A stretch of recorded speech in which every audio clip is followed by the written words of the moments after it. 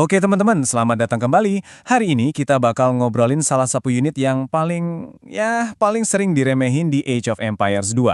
Sebuah unit yang dari luar kelihatannya biasa aja, tapi ternyata punya kedalaman strategi yang luar biasa. Inilah dia, Elite Skirmisher. Gini deh, bahkan dari deskripsi resminya di game aja udah kelihatan. Unit anti pemanah, tapi nggak bisa nyerang dari dekat. Kedengarannya aneh kan? Kayak unit yang sengaja dibikin cacat gitu. Nah, ini dia pertanyaan besarnya. Gimana ceritanya unit yang kelihatannya terbatas banget kayak gini justru bisa jadi super penting? Yuk kita bongkar bareng-bareng rahasia di balik semua keterbatasan ini dan kenapa unit ini justru bisa jadi kunci kemenangan. Oke, kita mulai dari dasarnya dulu. Siapa sih sebenarnya Elite Skirmisher ini? Jadi ini tuh upgrade pertama dari skirmisher biasa. Dan yang perlu dicatat, hampir semua peradaban di game ini punya loh, kecuali Turki ya. Makanya ini salah satu unit yang paling sering kita lihat di medan perang. Nah, ini nih yang seru. Kalau kita lihat statistiknya, kontrasnya tuh tajam banget. Lihat deh, pierce armornya 4. Itu tinggi banget. Tapi melee armornya 0, kosong, nggak ada sama sekali. Belum lagi dia punya minimum range, yang artinya kalau musuh nempel, ya udah, wassalam. Ini semua ngegambarin dia banget, unit spesialis. Jago banget buat satu hal, tapi lemah banget buat hal lainnya.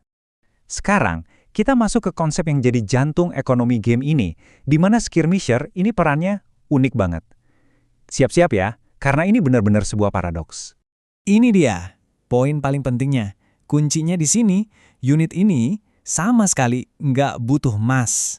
Jadi, apa sih trash unit itu? Coba bayangin deh, ini udah late game, semua tambang emas di peta udah ludes, kering. Unit-unit keren yang butuh emas kayak Knight atau Arbalester udah nggak bisa dibikin lagi. Nah, trash unit ini adalah pasukan yang bisa kita produksi sampai kiamat karena cuma butuh makanan sama kayu.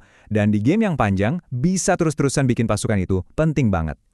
Dan tabel ini nunjukin perbedaannya secara gamblang. Satu Knight butuh 75 emas, sementara Elite Skirmisher 0. Artinya apa? Artinya kita bisa bikin skirmisher ini segambreng, sebanyak-banyaknya, tanpa nyentuh stok emas kita sama sekali.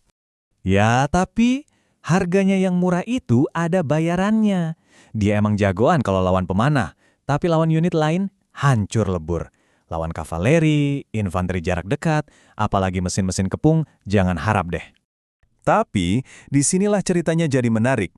Kita bakal lihat sekarang satu tugas spesifik yang bikin Elite Skirmisher ini jadi dewa ngalahin hampir semua unit lain di game. Inilah takdirnya. Tujuan hidupnya memburu dan menghabisi barisan pemanah musuh. Salah satu komposisi pasukan yang paling umum dan paling ngeselin di game. Ingat kan statistik tadi, angka 4 ini, pierce armor segede ini emang sengaja dibikin buat nahan panah. Jadi skirmisher ini bisa maju terus, santai aja, nerobos hujan panah musuh seolah-olah nggak ada apa-apa.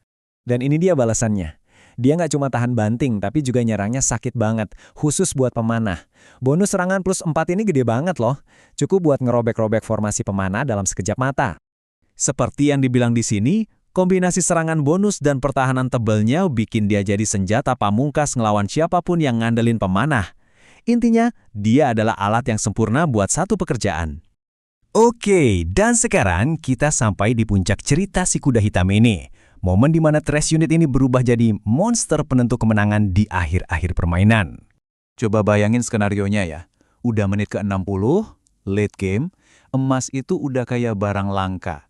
Kedua pemain udah kehabisan tambang, dan sekarang perangnya cuma ngandelin sumber daya yang bisa diperbarui, makanan dan kayu. Inilah yang kita sebut perang sampah atau trash war.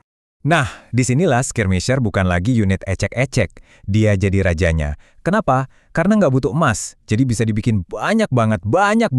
Kalau udah rame, serangan lembing mereka yang tadinya kayak tusuk gigi, sekarang jadi salvo mematikan yang bisa ngilangin unit musuh dalam sekejap. Dan jangan lupa, bonusnya lawan Spearman, raja trash unit yang lain, jadi super penting di sini. Dan coba lihat evolusinya. Selama 2 dekade lebih, developer game ini benar-benar sengaja ngebentuk dia. Dari yang awalnya polosan, sampai sekarang punya bonus plus 4 lawan Spearman.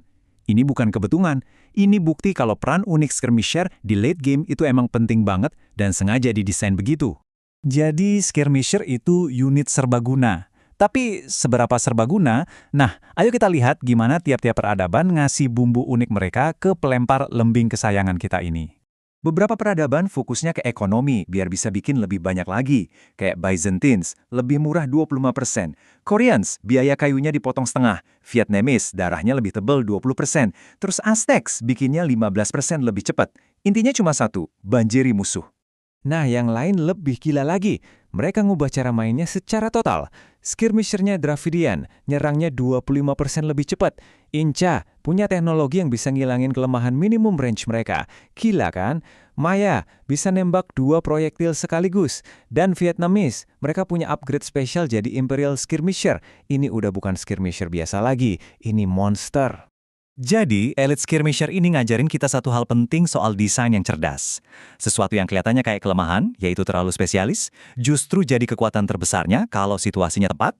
Dan ini bikin kita mikir ya, di luar sana, entah di game lain atau bahkan di dunia nyata, kira-kira ada nggak ya desain lemah lainnya yang diam-diam nyimpan kekuatan rahasia buat menang?